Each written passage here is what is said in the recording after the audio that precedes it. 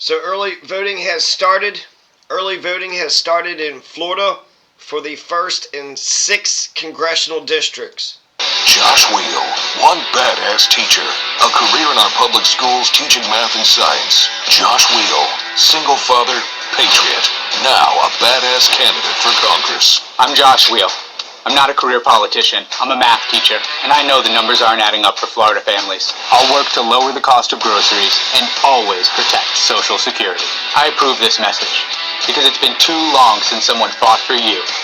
Josh Weil, one badass candidate. One badass candidate.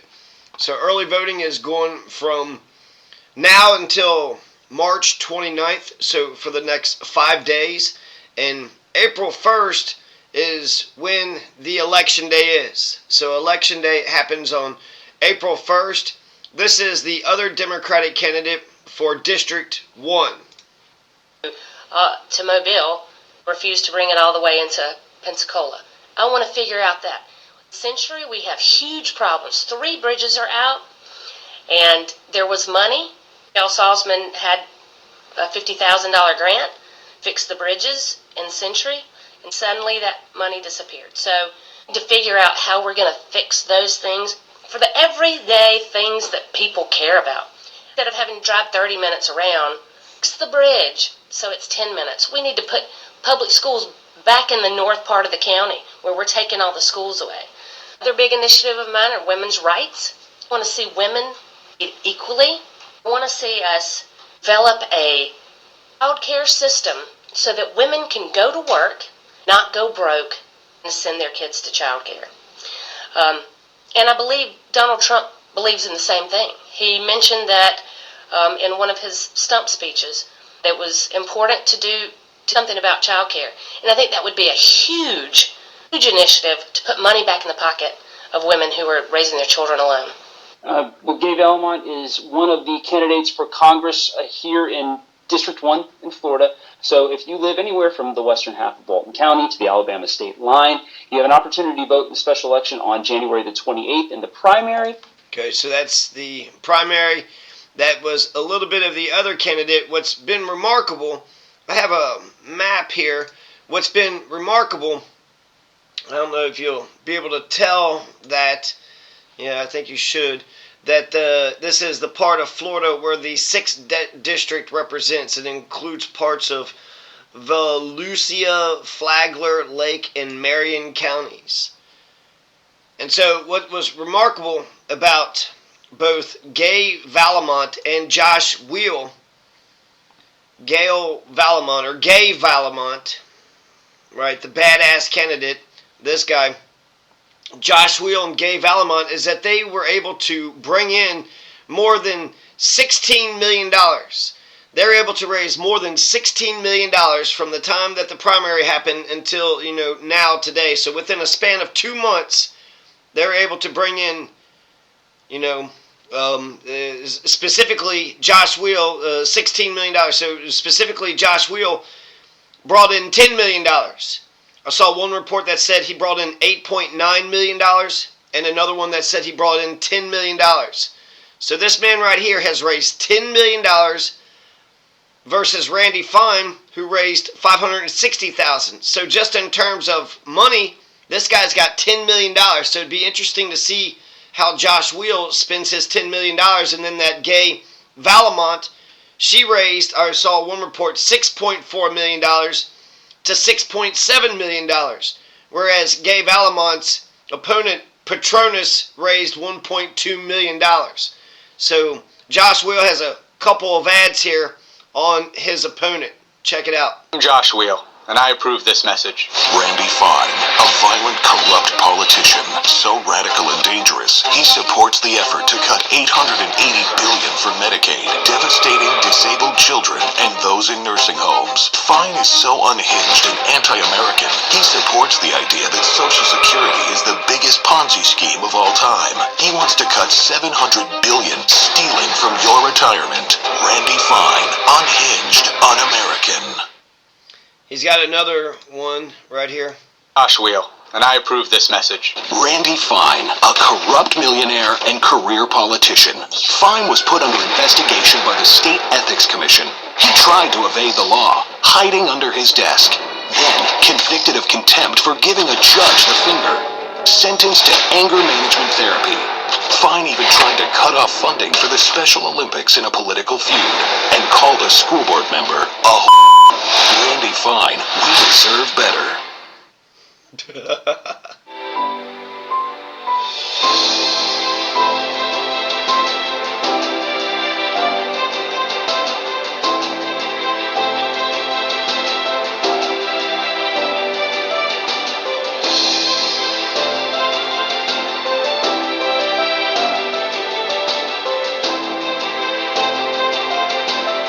The only way Randy Fine is going to Congress is if he signs up to chaperone his kid's 10th grade field trip. Like, comment, share, hit that button. You're the reason we're here, and you're the reason we're going all the way to Washington. Have a great day.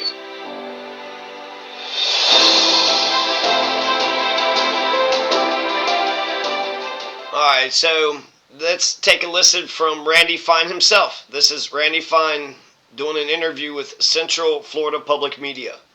And I'm wondering, first, why did Florida change its immigration law? Well, because Joe Biden has employed an open border policy. You know, it's unfortunate the federal government has chose to not protect American sovereignty and has invited anyone who wants and who can swim or wander across the border to come in. Well, that creates massive strain on Florida's systems and Florida's government, and we have an obligation to protect our citizens, and that's what we're doing. Frankly, illegals are a problem. We have the right to a secure border. There's no other country in the world that just says, stream on in, come on in. And the fact of the matter is there are these fake asylum claims, and we just have an obligation to protect our state from this invasion, which is what it is.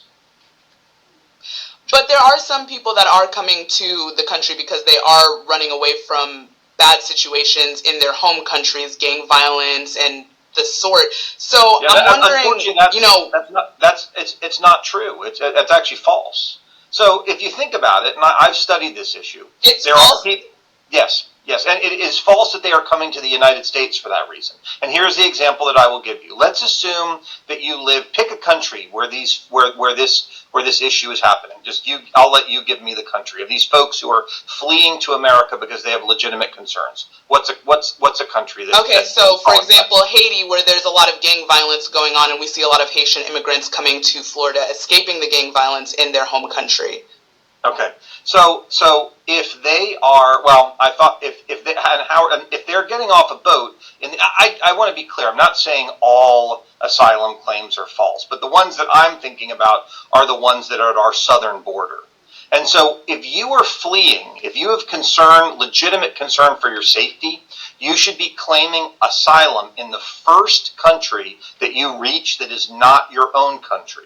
You don't have the right to leave your country and wander through one or two or three or four other countries shopping for a better deal. Now, someone from Haiti who is fleeing violence, who gets on a raft and makes it to the United States and claims asylum, that is a legitimate asylum claim.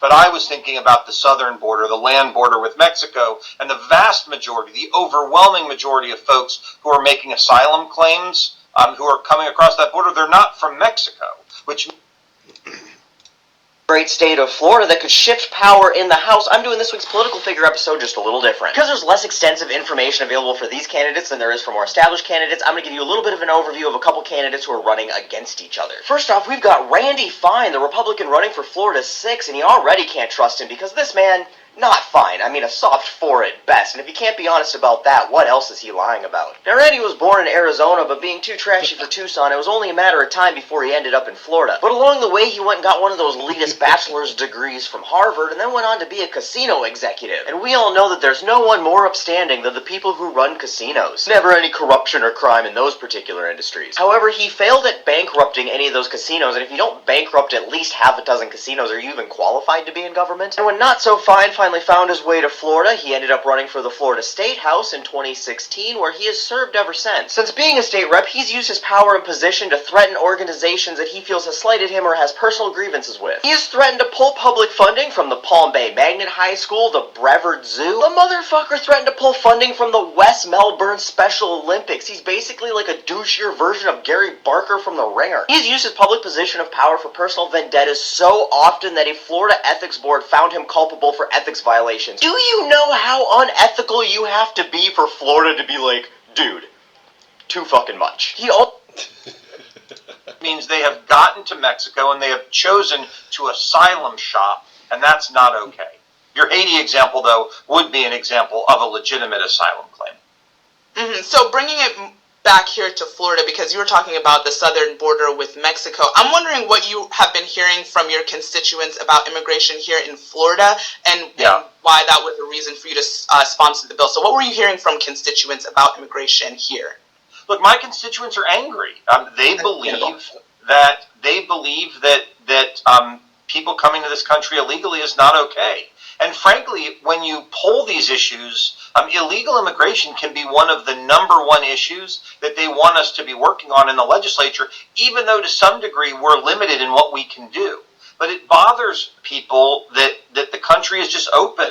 Mm-hmm. So some opponents of this law say it can have a negative impact on our economy, as many immigrant and undocumented workers are in, for example, agriculture or construction. What is your response to that?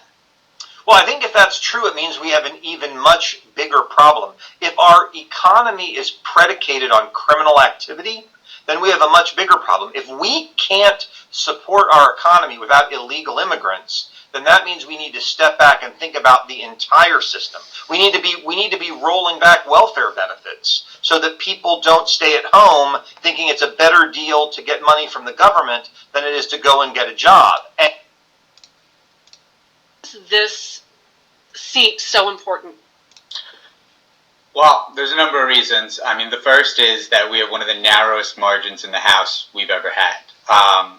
After Election Day, it was 220 to 215 for Republicans. There's already been one Republican defecting from the caucus, so there's a 4-seat lead. When you then, that puts the Republicans in a place of requiring near unanimity for anything they want to do, which, both parties have too much infighting at this point to try to get 200 people to all agree on something. On top of that, you have the fact that Trump pulled 4 sitting U.S. Congress people up to his cabinet, which is how this special election happened. So within by January 21st, it's going to be 215 to 215. Okay. It's going to be a dead tie. So at the end of these 4 special elections, if we win 2 of them as Democrats, we have a split house. The schools have for them. Also threw such a temper tantrum in a hearing over election paperwork disputes that a judge held him in contempt of court and forced him to take anger management because of it. Again, in Florida, where a dude eating another dude's face is just a fucking Tuesday, this motherfucker is getting court-mandated anger management. He's also the motherfucker who sponsored that bill to punish Disney for just having the audacity to use their First Amendment rights to disagree with Florida legislation that just said, trans people and gay people aren't allowed to exist. So this motherfucker is super xenophobic, and he loves Israel. In fact, he is such a huge fan of Israel removing brown kids from this plane of existence that he arranged to have regards from Randy Fine written on artillery shells that were fired on Gaza. As always, Florida, you know how to pick some real fucking winners. Anyway, the list goes on and on. So that's pretty fucked up, huh? Randy Fine also, he wouldn't do the survey for Ballotpedia. I almost feel like if you can't even do a survey, what do you believe in? The questions, you could look at the questions, you have all the time in the world to come up with an answer to the questions. They did pull, a couple little lines from his campaign website. He wants to secure the borders, continue record investment in traffic-reducing projects, lower insurance rates, hold insurance companies accountable, protect elections from fraud, protect the Second Amendment at all costs, counter the effects of inflation and lower prices, and defend life. Back the blue. Give first responders the resources they need to keep us safe. They took a health issue and made it political. Yeah. I mean, books. My kids are avid readers. Since I was reading to them, I've always had the rule that anything that they want, any book that they want, I'll buy. Right. And if it's something that I think is of questionable content, that means that it's my role as a parent to have conversations with them about it afterwards, help them to look beyond the surface and understand what it is that they're reading in the system. I mean, there's processes in place, which is why it's frustrating when you get these groups like Moms for Liberty, even though there's a process in place. Like, there's a media specialist, and there's, if you want to challenge a book, you have to, usually they say you have to read the book, you have to, put together, they'll just go in and throw a bunch of titles out. Yep. By that tweet. Let's listen in. So there's a tweet here that says, I have news for the embarrassment that claims to be our president. You try to take our guns, and you'll learn why the Second Amendment was written in the first place. And it was the height of irresponsibleness for Joe Biden to immediately say, I'm going to turn this into a gun grab, given this horrific tragedy that happened yesterday. Given the horrific tragedy that happened, do you think using this rhetoric is the right thing? Here's what I think. I think that when the President of the United States can't wait 1 minute to politicize a tragedy, if he's going to attack us, we're going to fight back. Would you call this a threat? Absolutely not. How would you characterize it? I would characterize it as someone who needs to learn American history. What do you think of that? I think that the Secret Service needs to be looking into that tweet, because threats against the President of the United States should be taken very seriously. And for a Republican lawmaker to be using this type of extreme rhetoric, it just speaks to how drunk with power Florida Republicans have become here in the majority in Tallahassee. They think they can say whatever it is that they want. Just how disgusting and atrocious this primordial scumbag actually is, but I think you get the point, right? Florida? Right? Right? Now this motherfucker wants to crawl out of the petri dish he's been growing in down in Florida and infect the U.S. House of Representatives. Okay, Florida, we don't need that shit. None of us needs that shit. You don't need that shit. We've got enough of your trash floating around in the swamp water of D.C. right now as it is. But on the bright side, Florida, you've got a great opportunity to not elect a douchebag for once. So take some deep breaths, guys. You can do it. I know it's hard. You really love the douchebags, but you can do it. Because running against Reptile Randy over here is Josh Weil, a single father of two and public school teacher. You know, a normal fucking human. Now, I know he's not as exciting as the super villains who are autographing bombs for brown kids that y'all seem to be so obsessed with, but, he's a real dude, and he wants to do shit like make healthcare more accessible and affordable for you. He doesn't believe that grandma should lose her social security so Bezos can get another tax break. He wants your kids to have access to a quality education because, he's a school teacher, not a warmongering casino executive. Yeah, he's just a regular working class guy who doesn't want to use kids with Down syndrome as leverage to get back at people who hurt his feelings. Now, and if after every American and every legal immigrant is hard at work, if there's still not enough people, then that creates a situation where we need more legal immigration. I'm a huge fan of legal immigration. I think we need more of it. But I don't think we need anyone who wants, who can wander across the border, just shows up. It needs to be a structured system where we decide who comes in, not anyone who just wants to swim across the Rio Grande. So this law makes it a felony to transport an immigrant into Florida who entered the U.S. unlawfully and has not been, quote, inspected by the federal government. Civil rights organizations, including the ACLU and the Southern Poverty Law Center, are currently challenging Florida's new immigration law in federal court in Miami, and they say that term, inspected, is constitutionally vague. So what exactly does that mean? Inspected how? Look, I didn't write the law, but what I believe it means is, there are folks who come across and then file an asylum claim or anything else. Then there are people who come across and they evade Customs and Border Protection. So they're not even trying to file an asylum claim. They are This time or schedule, right? If they're right, then they're what we should be fighting for and doing now. And second is they're about taking care of people. So it is about recognizing that every human being, whether you like them or not, deserves basic rights. Every basic fundamental human need should not be commoditized, and that if you are the wealthiest country or the most powerful country in the world, right, you have a responsibility to ensure that the basic needs of all of your citizens are met. So this is Florida's 6th congressional district. Joshua Weil versus Randy Fine is the Democrat and the Republican, and yet you got three. You got Chuck Sheridan, a write-in candidate, Randall Terry, no party affiliation, and then Andrew Parrott. Andrew Parrott, a libertarian, so we'll check him out here in a second.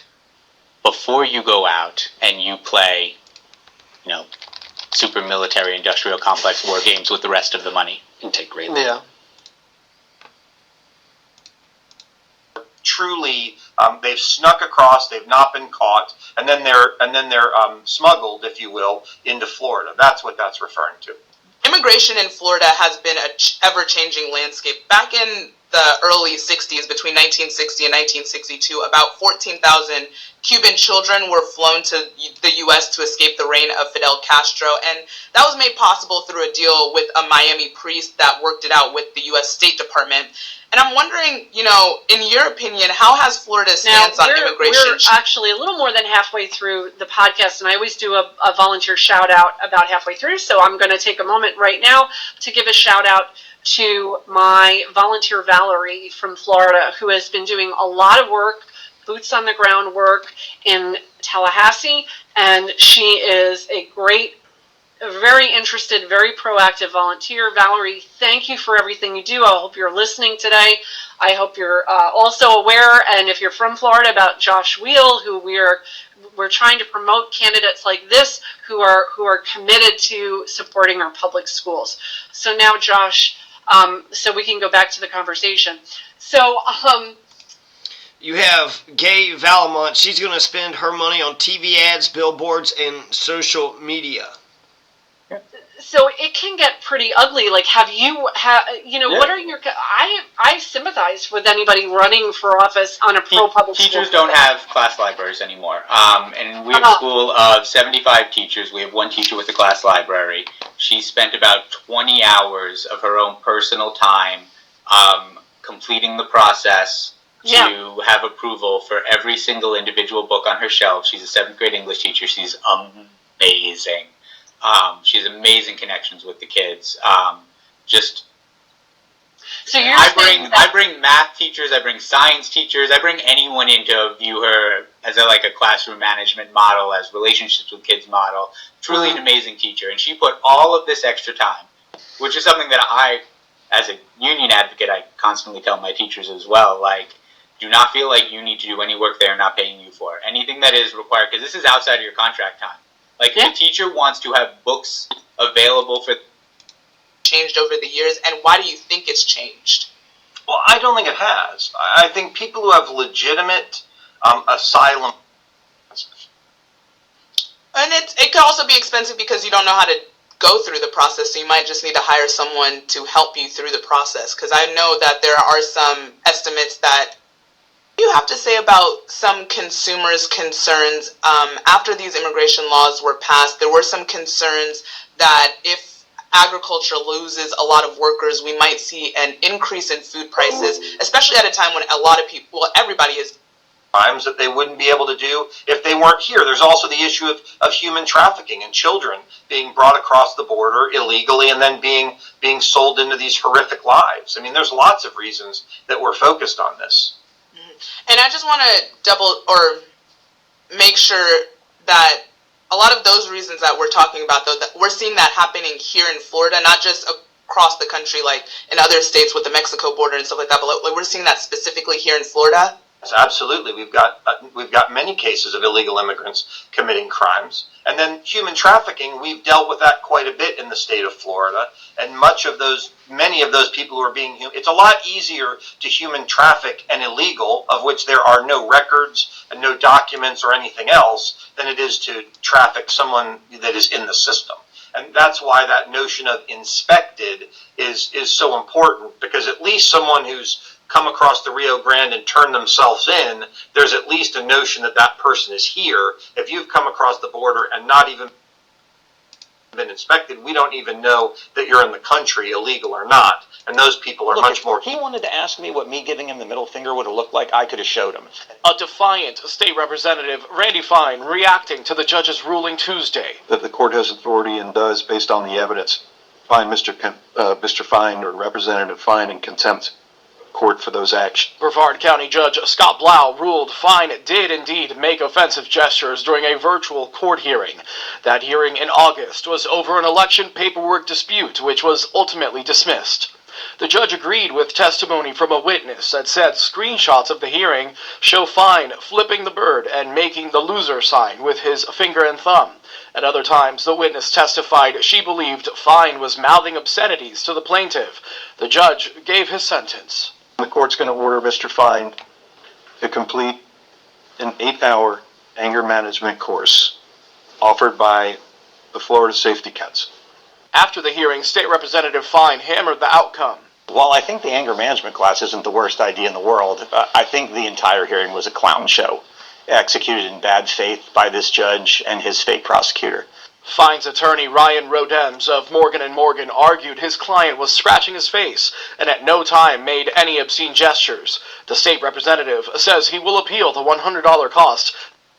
Our top story tonight, a Florida senator has filed a bill in the state legislature allowing concealed carry on college and university campuses. Senator Randy Fine eliminates a gun-free zone. Florida Senator Randy Fine is the man behind Senate Bill 814. It allows people to carry firearms on college campuses across the state. Most famous was in the congressional district down in South Florida that Florida, Elsie if on Hastings. April 1st you elect Josh Weil to Florida's 6th and Gabe Alamont to Florida's 1st, we will tie Congress. And this is good because then we won't have somebody who represents us by spending his time screwing over special needs kids and writing love notes on Mr. Clean ethnic eraser artillery shells. And it'll also help restore some checks and balances of power, you know, the way the founders intended. So don't fuck us again, Florida. Okay, here's what we need you to do. If you're not registered to vote, you need to do that this month. You have to be registered before March 3rd. And that means I need y'all to plan to do that now because I lived in Florida for 8 painfully long years, and I know what Florida time is. If you say you're going to do something at 10 o'clock in the morning, you'll show up at, 3 p.m. next Tuesday, if at all. So make sure you get registered to vote right now, and once you do that, make sure you mark your calendar for April 1st to get your ass to the poll and vote for Josh Weil in Florida's 6th or Gabe Alamont in Florida's 1st. And if you live outside of those districts and you can't vote in them, you can still help by going to National Ground Game. This organization is working to get people registered to vote. They're working to fundraise for these candidates. They're door knocking. They're organizing volunteers to do phone. Josh Will answered a couple questions here. What characteristics or principles are most important for an elected official? Servant leadership is the most important principle and characteristic for an elected official. We need people in Washington who are fighting to improve the system for the constituents that they represent, not focused on improving their careers and making money for themselves while the rest of us are left behind. Let's see here. We have what is his favorite book and why. A couple years ago he read This Is How You Lose the Time War. He also had another book where he had talked about going to Mr. Smith Goes to Washington. He says it might be a little corny. Frederick Bastiat's The Law. That's another book he had mentioned. Also Jimmy Carter's White House Diary and Jeremy Scahill's Black Water are other ones he had mentioned. What are the core responsibilities? What qualities does it take? Let's see here. Does he have about policies? What's his main? What are the areas of public policy? Education, housing, and healthcare are the three needs and concerns for Americans today. His three key messages. He talks about the public school system. He talks about housing affordability. And he talks about Social Security, protecting Social Security. Easy to be human trafficked. Some business owners, the concerns from them are that sometimes, they get undocumented workers because the people who are living here legally in Florida don't want to do the work and be in the hot, say, for example, Florida sun, picking oranges or something like that. So there's a concern that with less undocumented workers, there's going to be, kind of a push on wages and labor. What do you have to say to those business owners? Well, I would say two things. Number one is I understand their concern, and that's why we need to be rolling back all of these programs that make it easier not to work. According to the legislation, a person may carry a firearm on the property of any college or university, including but not limited to any dormitory or residence hall owned or operated by a college or university. Congressional and in any other representative from until his passing. And Ron DeSantis dragged his feet for 9 months before scheduling that one. So he left that seat deliberately because